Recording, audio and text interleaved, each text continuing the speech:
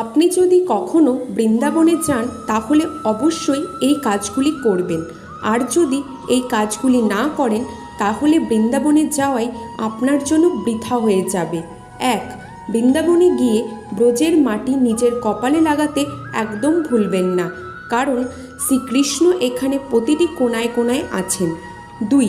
বৃন্দাবনে এই যে গাছগুলিকে দেখছেন এগুলিকে সর্বদা প্রণাম করবেন, কারণ এগুলি হলো সেই গোপীদের রূপ যা বৃক্ষের আকারে এখনও রয়েছে। 3.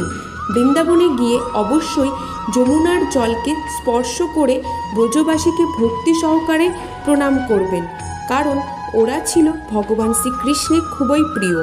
4. বৃন্দাবনে গেলে গোপেশ্বর মহাদেবের দর্শন অবশ্যই করে আসবেন, কেননা এটি মহাদেবের সেই রূপ যখন ভগবান মহাদেবের শ্রীকৃষ্ণের গোপী হয়েছিলেন। আর যদি আপনি বৃন্দাবনে না